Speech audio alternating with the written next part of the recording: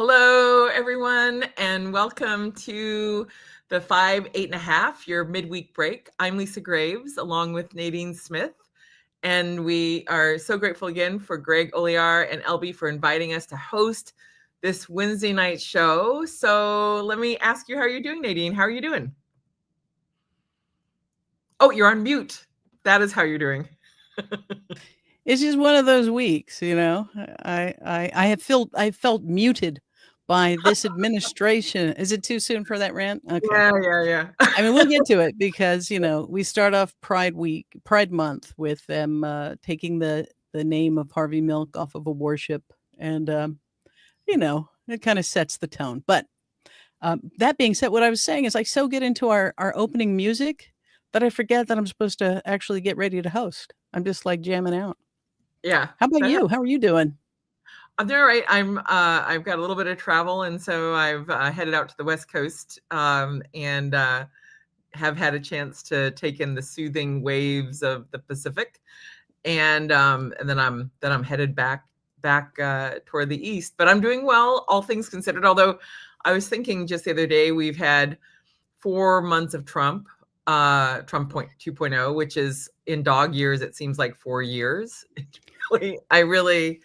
I cannot believe how fast, but how long the last few months have been, just like with daily, just such a barrage of breaking of rules and laws and norms and contracts and and the like. And yet, it's only June, so here we are. It's only June. Well, as everybody knows, we are going to take you through 5 stories, 8 minutes each, and then we're going to end with the segment we call the glass half full. So we always make sure we leave you with a little bit of hope. Speaking of lawless madness and the Trump, who do you think gave Elon Musk that black eye? Okay, so I really feel like I should rest on Janet Reno saying I won't engage in speculation, but I think it was not the child. That's what I will say. I think that the official story seems implausible to me, and the whole thing was weird. Like the whole setup and the vibe and the twitchiness and everything was weird. Yeah. Well, what we do know as we begin tonight is that there is a very high profile clash between, 2 of the most powerful people in the world. Elon Musk, billionaire entrepreneur, who was put in charge of the Department of Government Efficiency, and Donald Trump. I don't think, although it was really small, and from what I'm told, Trump has really small hands, so he could have mistaken Trump's fist for his son. But but what is very clear, the attack we know for sure is that Elon Musk has come out against Trump's big billionaire bonanza. Right, exactly. Yep. And he's just put out a scathing string of posts on his platform X, calling it a disgusting abomination. He went on to say, "I'm sorry, but I can't stand it anymore. This massive, outrageous, pork-filled congressional spending bill is a disgusting abomination. Shame on those who voted for it. You know you did wrong. You know it." So, and this comes at the same time. I don't know if you saw the ceremony that they had in the Oval Office to bid Musk farewell, where he gave him the golden. What was that? The only thing that could have made it more pathetic was that participation trophy. But yes, so they're fighting, and we talked about this I think last time. Like we were asking how much of it was theater, just to give the illusion of distance between them. But by all reports, this is very real. And don't get it twisted, because the enemy of my enemy is not my friend. These are 2 terrible people. One of them wants a horrible bill, and the other one wants a worse bill. And so we don't need to think that either of them come out of this, having found a soul. But right now it's interesting to see all of the Republicans who are online saying, "Oh, I didn't read that page where AI will be completely unregulated," or "I didn't see that page where it slashes Medicaid in these ways," or extends these tax cuts to billionaires. Um, suddenly they can't read and can't hear and clearly can't think. But at a time when Trump really has to lock down Senate support, it is very helpful for this fight to be playing out and for uh, Republicans in the House to be openly regretting their vote. So, Yeah. yeah, let's keep them fighting. Yeah, I mean, I do like regret on their part because that bill is an abomination. I mean, I was gonna say You just for were this about to segment, talk Elon Musk, right? well, for Mm. this segment and on the later segment, I wasn't gonna say it's like a stopped clock that's right twice a day because they're not right twice a day. But but when when Elon Musk says to them, "You did wrong, you did wrong," I'm like, yeah, because Elon Musk did wrong, and he knew he did wrong, like on a daily, hourly basis, in terms of the dodgy Doge, and still we're going to suffer the consequences of his invasion, sort of this cyber invasion of our systems by Elon Musk and the people he's left behind, the pirates who are still on the ship that are tied to Musk, and then obviously we have the Musk adjacent Russell Vogt and Mark Paoletta over there at OMB working on trying to officialize the rescission of budget that was authorized by Congress and signed into law by a president. But that bill is an abomination. And I am glad to see that regret coursing through some in the Republican caucus, perhaps out of fear of Musk. But the other part of it is that they they actually don't really care about the deficit. It's just a big lie. If they cared about the deficit, they would not be trying to make these tax cuts for billionaires permanent. Right, The and add $2.5 trillion to the deficit, so much so that I think it was Rand Paul that says, if this passes, Republicans can never, ever tie the deficit to Democrats again. This is the bill that says we own it forever. But forever is an interesting thing in this day and age, where we are, at the mercy of the algorithm to tell us what is real and what isn't. But that's why we have shows like this. yeah, Yeah, well, no, go ahead, go ahead.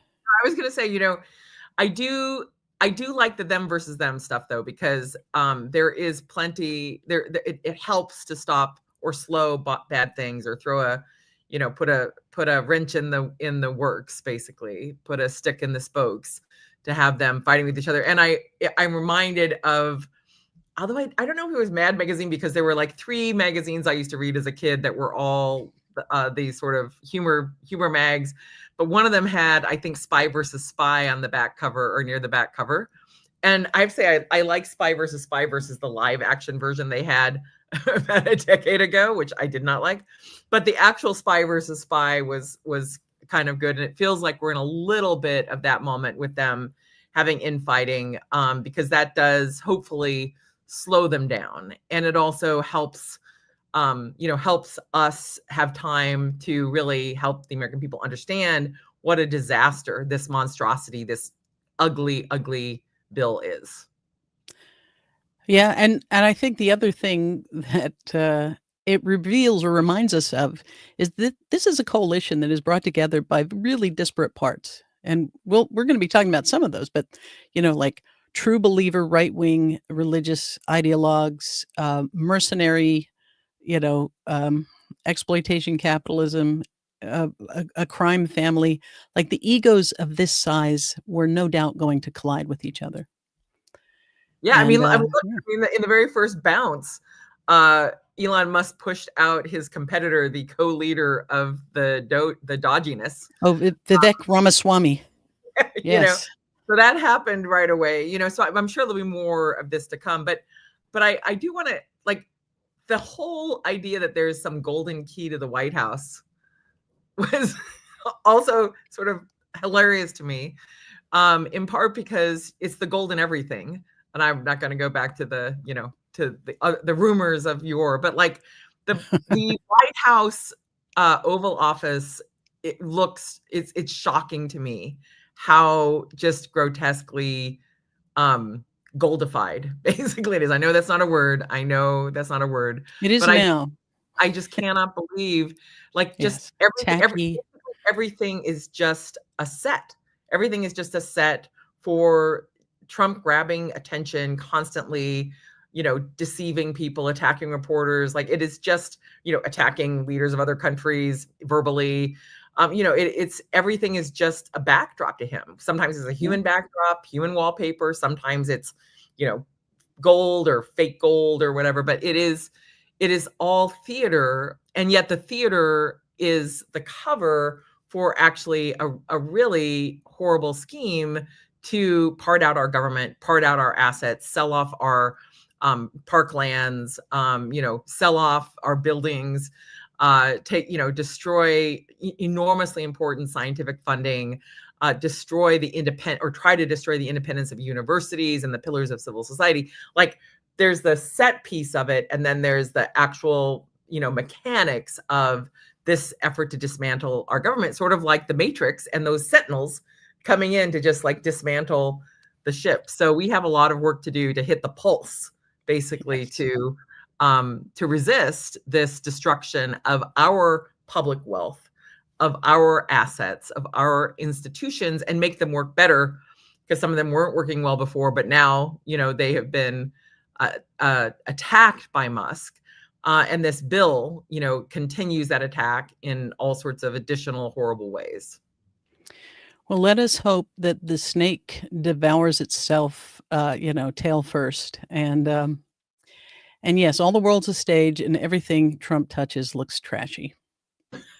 Yes. Speaking of the theater of the absurd and the spectacle that is the Trump administration, let's set the timer for 8 minutes for our next segment on Trump revoking emergency abortion protections.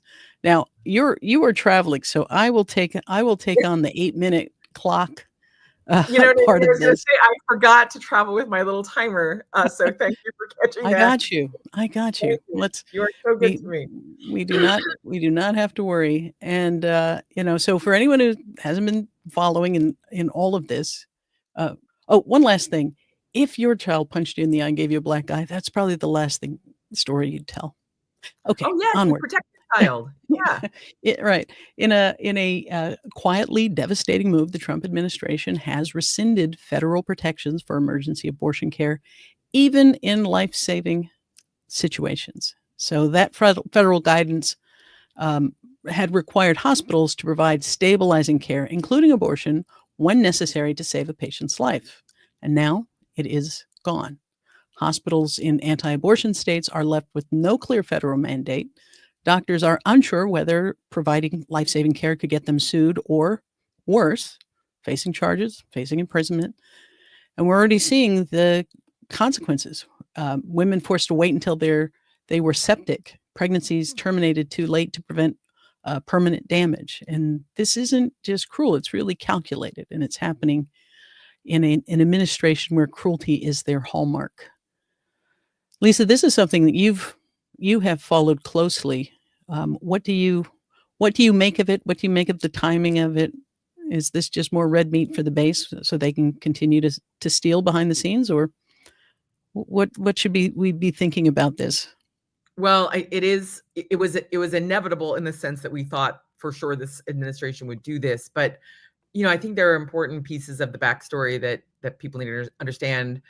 Beyond the top line, which, as you put, Nadine, is people's lives being harmed, some people dying as a result of not having access to emergency rooms, that the access that this law was trying to protect. EMTALA, the law at stake, is a measure that was actually adopted in the Reagan administration, and it was adopted because there was dumping of patients going on because of the predatory nature of healthcare, the health industry, or the predatory nature of this industry in America. Was that in the 1980s there were people who would come to the emergency room seeking care, they couldn't afford the care, and hospitals would dump them, not allow them to come in. And so in a bipartisan effort, this law was passed to make sure that if someone came to emergency room and they needed emergency treatment not just to save their life, but for their health, to protect their health, that hospitals could not turn them away. And so what happened after the terrible decision of the captured Supreme Court, the Dobbs decision in summer of 2022, that 6-3 decision in which the Republicans allowed this ban on abortion, early abortion, to take place, to effectively ban abortion and pave the way for other states to either have their bans go into effect or have new bans go into effect. Over the next 6 months, the Biden administration looked at ways to protect women's health, to protect the health of people who are pregnant, who need treatment, but live in a state that has sought to ban abortion. And so it interpreted that EMTALA law to include coverage for women seeking help, when they're bleeding, when they are, facing a miscarriage, or the like. And that was fought immediately by right-wing controlled states. And so you saw Idaho, in particular, step up to try to stop EMTALA from being applied to protect pregnant women in Idaho. Now, Idaho has had just an extraordinary, it's just been a devastating situation since Dobbs, because OBGYNs in that state have left the state because they fear that they cannot provide treatment to women facing high-risk pregnancies, women who may, end up needing an abortion, at any time in their pregnancy, basically. And so there's been this decline in access to healthcare, which means that the emergency rooms are the place of only resort, not just last resort, but only resort for people in that state who are facing a medical crisis. But there was Idaho that had just ejected a longstanding Republican attorney general and replaced it with one of the original House founders of the so-called Freedom Caucus, who came in to be the attorney general in Idaho with the help of sort of Leo's RAGA, the Leonard Leo Republican Attorney General Association operation, to try to get their anti-abortion people holding the key levers in these states. Of course, that dude, even though he was a lawyer and a member of the House, didn't want to litigate that, or didn't want to have it go in-house, and so hired Alliance Defending Freedom, the group that orchestrated the Dobbs decision, to outsource the litigation to them, who signed the document, but the wife of Josh Hawley. So Aaron Hawley, who orchestrated the scheme to overturn Roe, the litigation scheme, not just the broader scheme that Leo's been after, she signed the documents to actually have ADF litigate on behalf of Idaho. They took the case, to the federal district court, and then it was pending before the Ninth Circuit. But the U.S. Supreme Court, the right-wing judges of the Supreme Court, decided they wanted to take the case away from the lower court before it had ruled. And so they took the case up during the 2023-2024 cycle. And then it was like they realized, wait, we actually don't want to issue a decision overturning EMTALA during a presidential election year, which could further enrage voters, like happened in the 2022 midterms. And so, and there was this chance that perhaps the next president would be Trump, and he could just take care of it for them. And so midway through the process of hearing this case, the Supreme Court, the Republican Supreme Court, decided, oh, wait, we actually shouldn't have done this improvident thing and taken this case ahead of schedule. We don't need to issue a ruling on this and let the American people get reinvigorated on abortion. We're going to kick it back to the Ninth Circuit. So it got kicked back last year in the summer of 2024, basically a year ago. And then meanwhile, John Roberts was orchestrating the immunity decision to pave the way for Trump's return to power. And lo and behold, Trump returns to power, and the court doesn't have to get its hands dirty with destroying access to emergency medical care. It can let the Trump administration do that, and that's what the Trump administration just did in this edict. And that is part of a piece. So basically, the court has done the same on guns. They took a duck on dealing with guns because, they don't have to get their hands dirty on that. They could just leave that to the Trump administration. This is part of sort of John Roberts as a politician, really trying to maneuver the court in order, I think, to help his side. And that's actually the thesis of my new book, which is called Without Precedent, which is available now and coming soon. But even if it weren't the topic of my book, it would be the topic of my conversation, because what we're seeing in this country is the direct result of the capture of the U.S. Supreme Court. The reason why EMTALA matters, why it was important to protect people's health, was because this U.S. Supreme Court, the Roberts Court, put the lives of millions of Americans at risk by allowing these extreme anti-abortion measures in the states to go into effect. Whew. You just Sorry, laid it out. No, Yes. that was beautiful. And if folks haven't had a chance, you definitely check out in the comments. You'll see a link to Lisa's new book coming out, hot off the press. And not only that, I just want you to know you stuck the landing. The timer just went off. So beautiful, beautiful. So speaking of resistance to tyranny, we'll go to our next segment, which is about Ukraine. And as we turn to this global stage, let me go ahead and set the timer again. Wait, our guest. Oh, what have I done? You're so right. I'm so glad that you're here. I have a needed role. Oops. It's all good. But I still, I don't even need to set the timer. So, all right. Thank you so much, Lisa. So joining us now is a distinguished historian of the civil rights movement and author of the landmark book, Freedom Riders, 1961 and the Struggle for Racial Justice. His work has helped preserve and elevate the stories of ordinary people who took extraordinary risks to bend the arc of history. He's also the author of John Lewis, In Search of the Beloved Community, a biography tracing the life of the late congressman from student organizer to moral compass of a nation. And he joins us tonight to reflect on what past movements can teach us at a time when truth itself is under assault and when ordinary people are once again called to make good trouble. Join me in welcoming to the 5'8.5" stage, Ray Arsenault. Ray, welcome.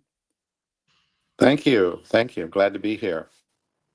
Absolutely. Well, you have written extensively on the courage of ordinary people in extraordinary times. And we are seeing, as ICE descends on cities and prepares to disappear people, we are seeing protests begin to rise up spontaneously in places and deliberately in other places.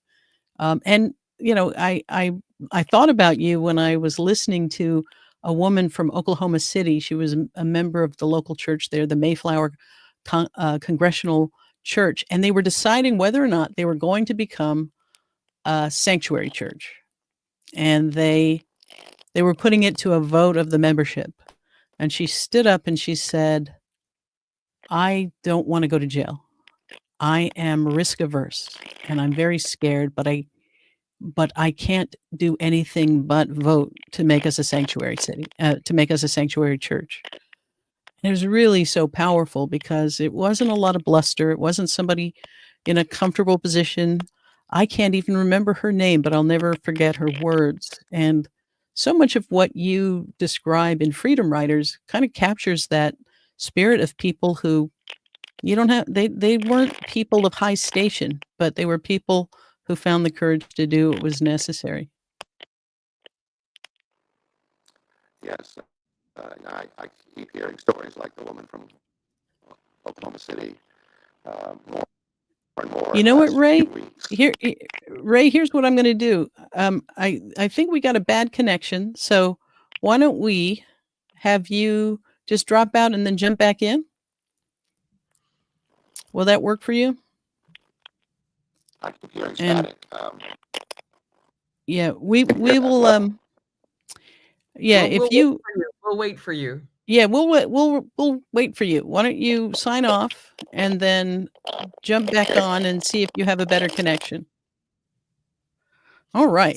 So I was going to say, one of the things that I realized when I was researching the book was that Byron White, who was a justice on the Supreme Court, who Kennedy named the Supreme Court, what he had been a key leader of the Justice Department before he got on the Supreme Court, and he basically moved himself to Alabama on behalf of the Kennedy administration in order to defend the federal government's efforts to aid the freedom riders, to aid the brave men and women who were standing up for voting rights in the South in the early 1960s. And I had only known Byron White's work, sort of from the 80s forward on some of the criminal justice stuff, where he was not a progressive minded person. He often voted with the Republicans on the court, but he had early in his career been a real hero in some ways, because I don't know if we had any precedent for that, for the Justice Department actually relocating an official in order to make sure that people's rights were vindicated at a time in which, as you know and everyone knows, the risk to life or limb of those freedom riders was just as real as can be, with the Klan, with the white citizens councils, the Triple Cs, with just the police, the under color of law, as fictionalized in Mississippi Burning, but like the combination of police and vigilantes attacking Black Americans, attacking white Americans who were standing in solidarity for voting rights. It was just there's so many acts of bravery on a daily basis by so many ordinary people. So that's one of the reasons why I was so excited, Nadine, that you invited Ray to come on. Yeah. And well, let's see if we can. Let's see if we'll try again. Ray, you there? I am. I think the static is almost gone. So oh no. To the best. Sorry. We still have the static. You sounded great in the pre-production, but for some reason, you are, something's gone haywire. Is it iPods? Do you have iPods nearby? What I'm going to assume is this is Palantir, as part of their government contract. They are taking action to disrupt our ability to communicate this truth. Ray, you want to try again? Can you hear me? Yes, I can hear you. Can you hear me? No, you are coming through poorly. Are you on regular headphones? How about now? Is that better? No. All right. Well, I think it sounds like a mic issue that you're having, and I don't know turn your Bluetooth off if it's on your phone, and let's see if it's that will improve things. And in the meantime, while we're trying this, I'm gonna talk a little bit about you. All right. The video is good, but the audio, yes. Let's see. Try now.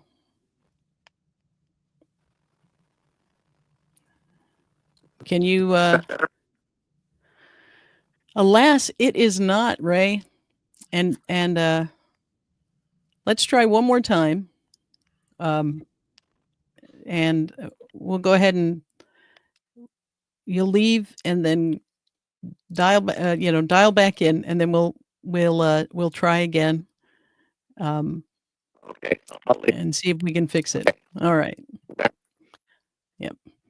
I'm telling you, I mean, I'm only half joking about Palantir, but when I was growing up, one of the things about the heroes of the civil rights movement that I was sort of raised on was the idea that these were such extraordinary people, that they were of uncommon courage, that they were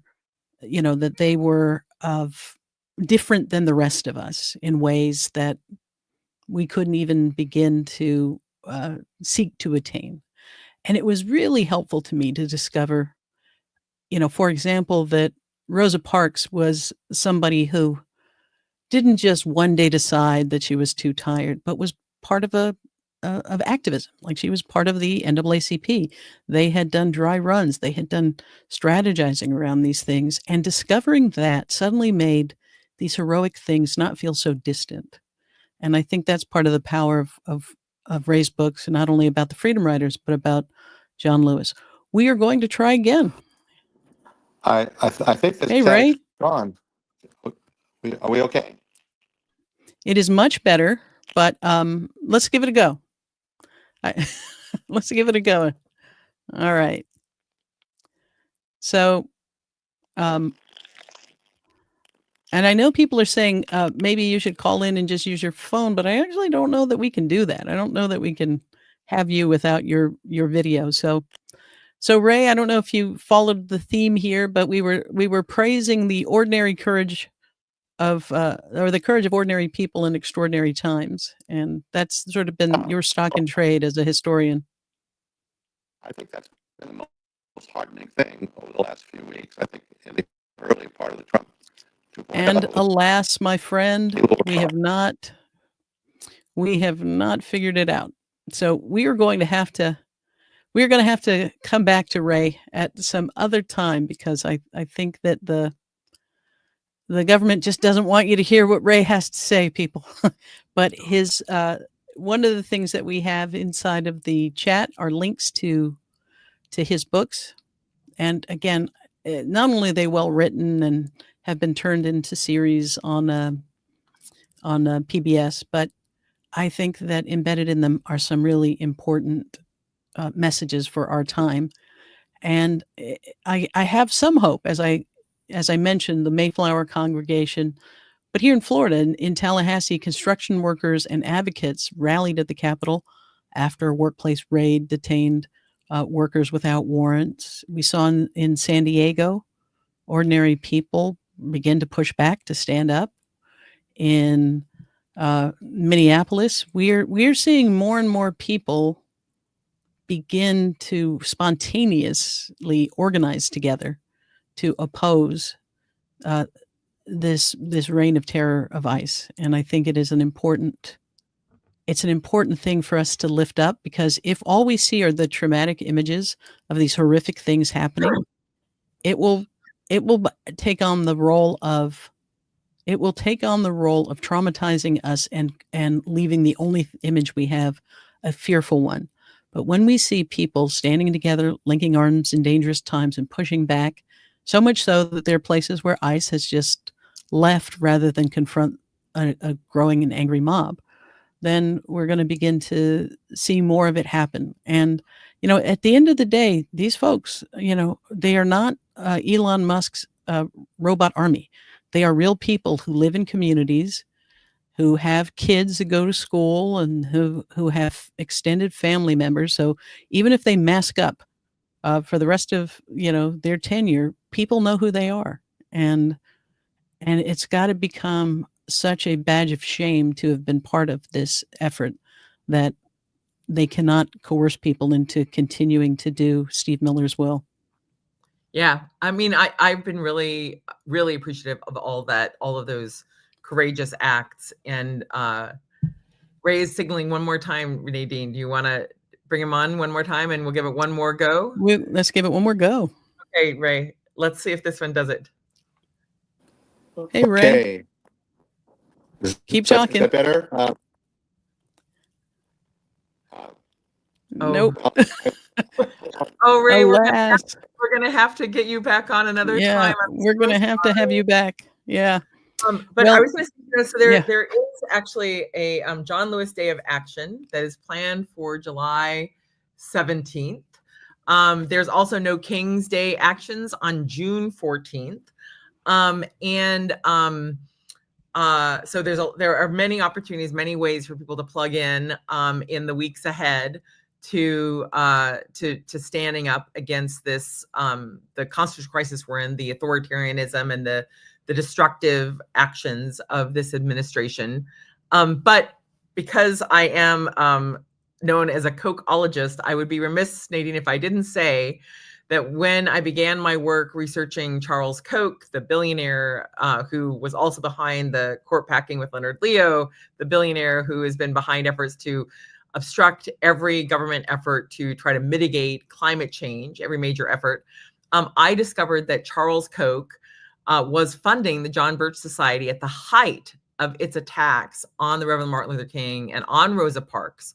They had booklets and pamphlets at their John Birch Society bookstores in Wichita, Kansas, where Charles Koch would frequent and where he was fundraising for the John Birch Society.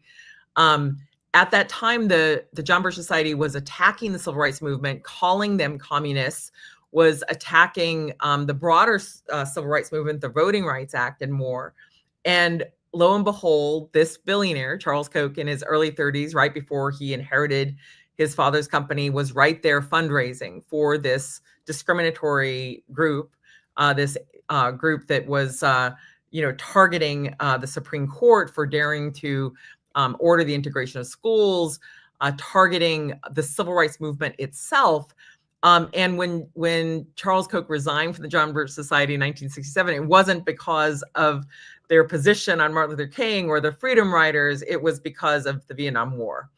And so, fast forward to the current circumstance where, we see Charles Koch getting some good PR for his Stand Together operation. But meanwhile, it's Americans for Prosperity, otherwise known in my view as Americans for Greed, that are behind this effort to push forward this really ugly bill that has such sort of inherent racial dog whistling on some of the poverty programs and more, but that is, again, part and parcel of this, what I call this philosophy of greed and selfishness that has been opposed to civil rights, opposed to the civil rights movement for, inherently for years. So thanks for letting me indulge that little bit of Koch history in place of our a wonderful historian, Ray Arsenault, who we had these technical difficulties with, but we will definitely have him back on and do and to be fair, we did troubleshoot beforehand and things were going swimmingly, but we will triple check next time for our wonderful audience. And, you know what? We'll tell people this was performance art, because what we were trying to convey to everybody was this is the slow erosion, the slow erasure of this history. They do not want you to know about the extraordinary freedom riders. The stories that really get to me are, the blind woman who wrote out her last will and testament and joined over the objections of her entire family, or the football star who had a free ticket, and chose instead to get on a bus that he knew was heading toward violence. And you see these people come to this moral crossroads. And what it reminds me of is this: all of us think we know how we will act in the moment that a choice has to be made. But I really believe you have to practice. You have to imagine those scenarios and then build the moral muscle to do what must be done. And so it's not an accident that they are eliminating and seeking to eliminate not just, the U.S. Navy warship, the Harvey Milk.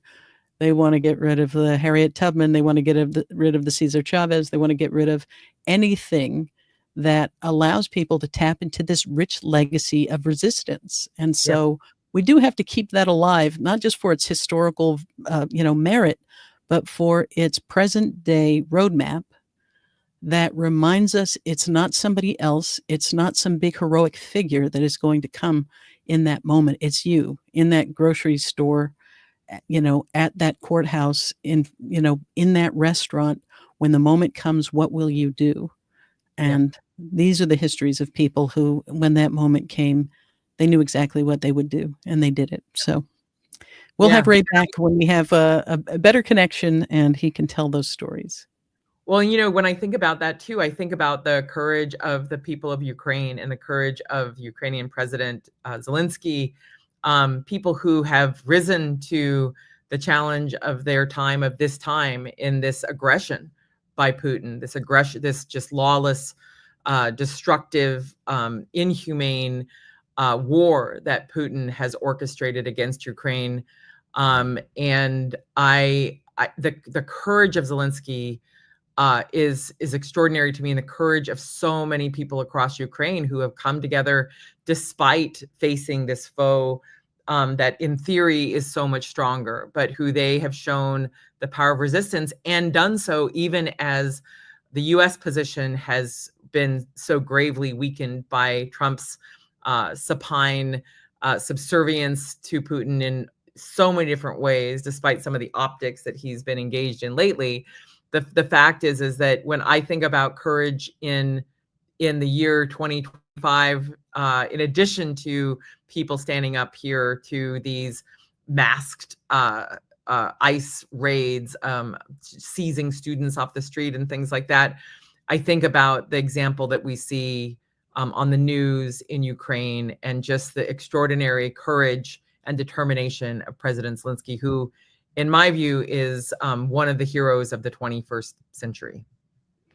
Absolutely. And when you think about that meeting in the White House, when you think about Trump just absolutely disrespecting not just Zelensky, the people of Ukraine, just vomiting forth all of the right-wing talking points of Putin, and seeking to humiliate him and Vance together, seeking to humiliate, telling him he had no cards to play, even while he's sitting there knowing that they are putting into motion this extraordinary operation that is redefined modern warfare in Operation Spiderweb, where they not only did they launch a series of drone strikes that damaged 41 Russian aircraft across 5 different air bases, but how they did it, the spy versus the infrastructure to get them to the place to be able to do that, and then just days later, they struck the Kerch Bridge, Russia's key supply route into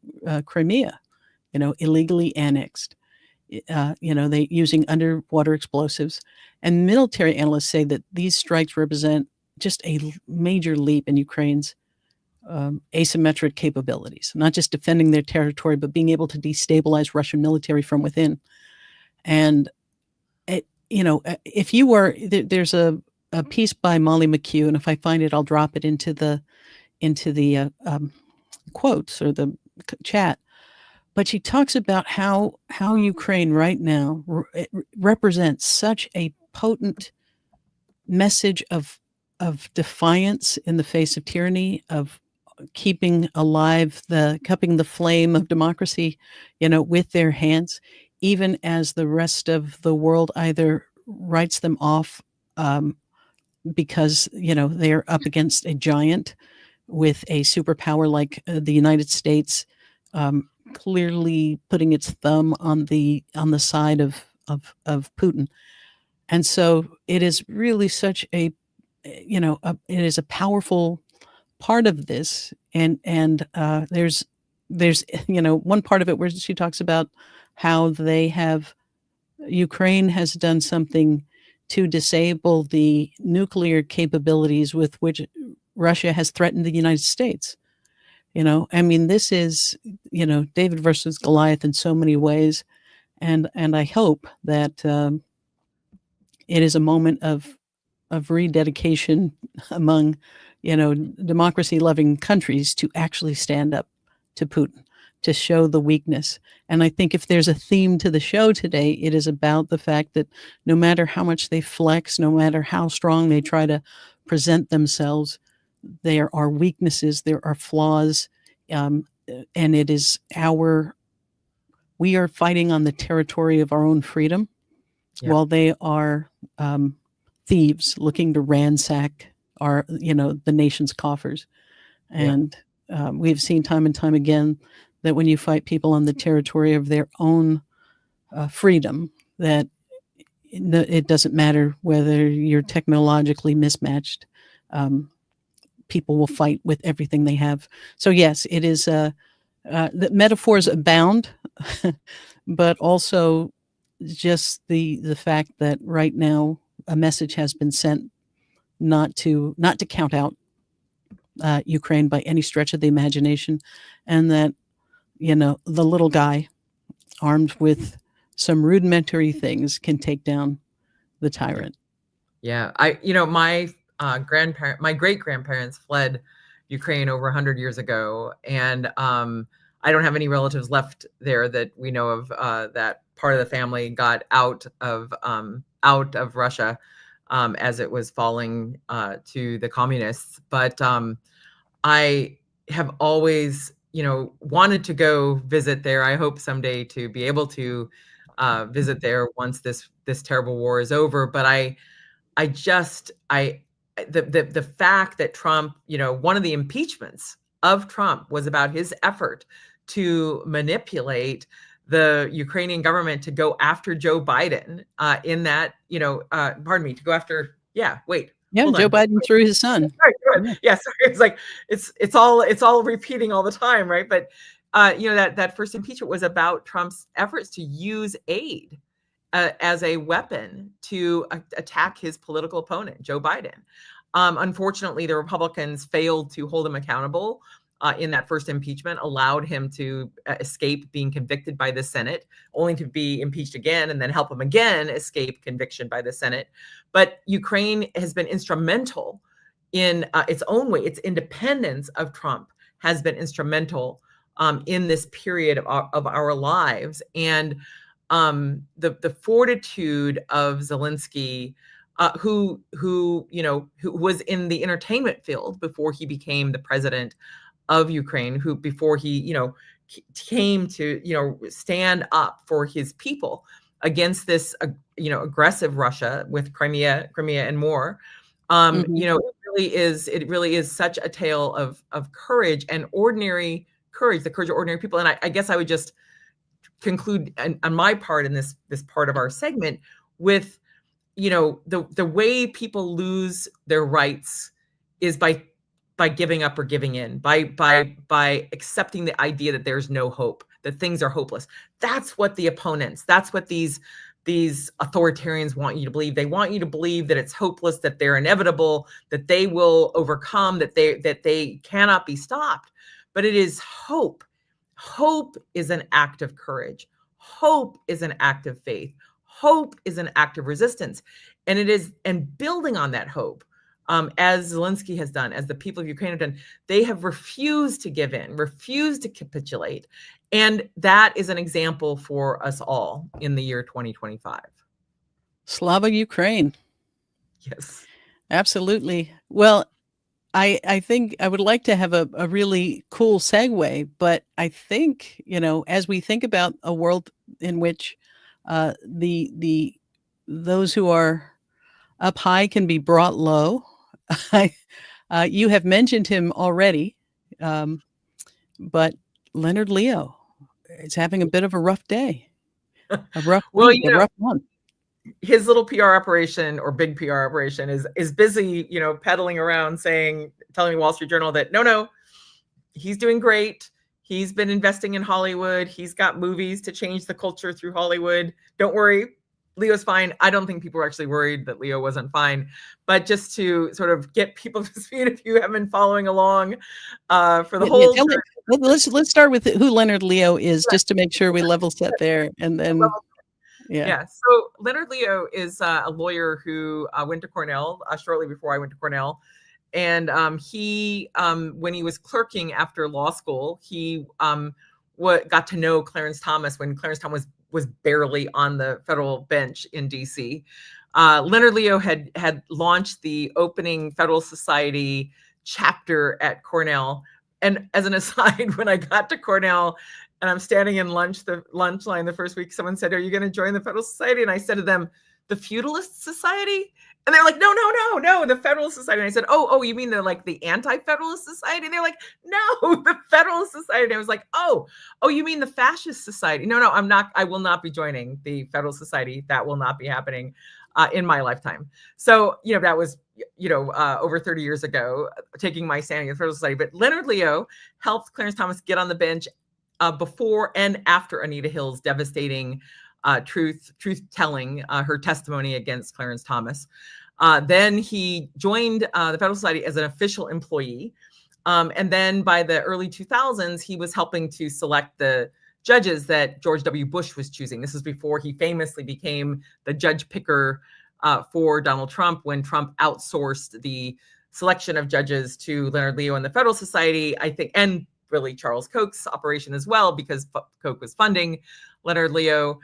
So for, more than 20 years now, 25 years, in general. Leonard Leo has been at the forefront of the effort to capture the U.S. Supreme Court, lower federal courts, state Supreme Courts, and other levels of power, the attorneys general of the states and more. And so he is someone who really in DC was known as the fundraiser for the Federal Society, the guy interacting with the billionaires, the guy who had access to cash.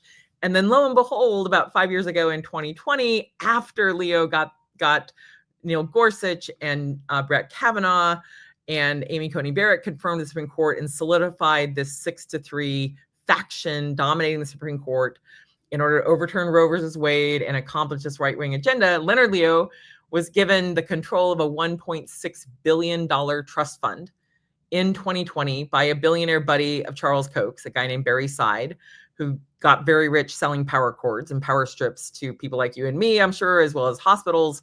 That $1.6 billion, Leo has already spent about almost 700 million of that in the past 4 years. He's now down to just under $1 billion. That money has gone in during the Biden administration to, efforts to make it harder for people to vote, efforts to make it harder for people to get to access abortion in the states. And now, according to a new article in the Wall Street Journal, Leonard Leo has been busy seeding Hollywood projects to change our culture through his religious agenda. But what happened this weekend on this whole, not that a stopwatch is right twice a day Trump, but Trump actually assailed Leonard Leo and called him a sleazebag who had his own projects, separate projects, he did have his own separate projects. He does have his own separate projects with this billionaire funding that he's been receiving. But also, basically, Trump attacked Leo because the Trump appointees are not doing Trump's bidding 100% of the time. Now, the lower court judges have been standing up to Trump, regardless of party, with only a few exceptions, like Eileen Cannon and other people who were completely unqualified for a judicial position. But the U.S. Supreme Court has been helping Trump. Roberts has been helping Trump with that immunity decision and more. They've been intervening, trying to stop restraining orders that lower courts have issued. And so John Roberts is sort of playing footsie with Donald Trump. Donald Trump sort of famously thanked John Roberts at the State of the Union address, said, "I won't forget, what you've done for me." Later, the Trump administration Neither will we. Neither will we. Yeah. Later, the Trump administration claimed he was just thanking him for swearing him in, where he swore him in to uphold the Constitution that Trump later said he didn't really know that he had any obligation to uphold. So the whole thing is a ruse.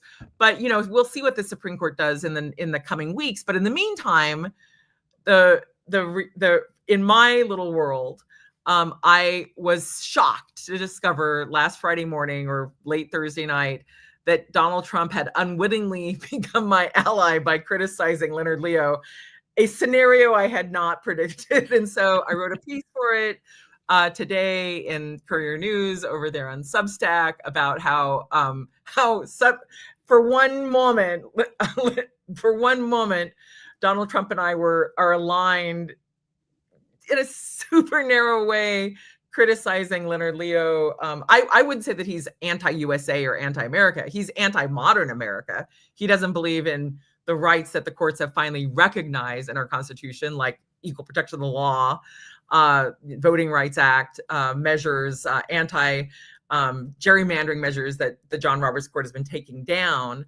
But it was sort of a Schadenfreude moment to see Leonard Leo dragged into the spotlight by Donald Trump, because to Donald Trump, as someone who, in my opinion, is a deeply damaged, emotionally abusive person, for people like Donald Trump, it doesn't matter what you've done for them in the past, doesn't matter how much you've helped them, doesn't matter how loyal you've been in the past, like Nikki Haley.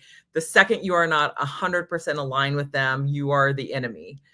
Because that's what a narcissist, that's what an emotionally damaging, abusive person does, is they basically demand constant servility. And so that's what happened. And it was weird and interesting and a little Schadenfreude. So that happened. There you go. And you immediately went out and bought a red hat. Well done. No, well, I like that. Actually, but yes. There we go. Well, and at the same time, we just had Gareth Gore on just 2 weeks ago, I think, and we were talking about what would it mean for the new pope? What would it mean to Opus Dei and Leonard Leo and his crowd? Because the previous pope was clearly in house cleaning mode when it came to Opus Dei, and you had this who was the cardinal who stood over the Pope's body, wearing Oh, wearing the vestments that he'd been forbidden to wear in a an act of disrespect. yeah. But we now have some pretty clear signals that the Pope from Chicago ain't having it either. And I think it was, I can't remember what day it was, but basically said, called up the Opus Dei folk and said, you've got, I'm going to give you a few months to clean up your act. But a strong signal that the threat of what Leonard Leo and his ilk have put in place is visible to this Pope as well. So let us hope that he's having he continues to have a rough time. And when Trump calls you a sleazebag, you got to take it seriously, because that man knows sleazebag. It is. I'm not. I had to double check to make sure he was actually insulting him. Because in some ways that's a qualification for this administration. But yeah, I thought for a second that he said Fleabag, but it was Sleazebag. So an Emmy award-winning show. Yeah. So that's a good recap of the week we've had since we saw each other last Wednesday. But since I don't have my little I usually keep my little bill from I'm just a bill from Schoolhouse Rock nearby, but I travel with this Wonder Woman little case, and so I thought I would. I'm not completely on the road without any props. I still have my little Wonder Woman thing, and we need lots of Wonder Women to stand up. And I'm super grateful, Nadine, to be on this show with a Wonder Woman like you. Yeah. Well, likewise. And I hope, I kind of feel like we were giving you a lot of the glass half full throughout the show. We were talking about, courageous people standing up in moments where defiance is necessary. But, one of the things we always like to do is make sure that we end the show with the segment that we call the glass half full. Not to ignore all of the things that are wrong, but just as a reminder that there's plenty that is still bold, beautiful, and brave out there. And in the spirit of John Lewis and In Search of the Beloved community, I think it would be great for us to recognize as our glass half full this week the more than 50 people that gathered at the base of the Statue of Liberty. And they read out loud the names of the 238 Venezuelan men who were secretly deported and imprisoned without hearings, without lawyers, without due process at El Salvador's CICOT mega prison. And the protest, while it was quiet, it was defiant, and it was morally clear. And those 50 people join the congregation at the Mayflower Church in Oklahoma. They join with those Tallahassee construction workers and advocates. They join with the people of San Diego, who, when confronted by masked and armed ICE, decided not to shrink into the shadows and be silent, but to confront that evil. And in the spirit of the White Rose movement in Nazi Germany, those 50 gathered at the base of the Statue of Liberty to remind us that we can never be silent, even when it's scary, especially when it's scary. And to them, we raise our glass and toast.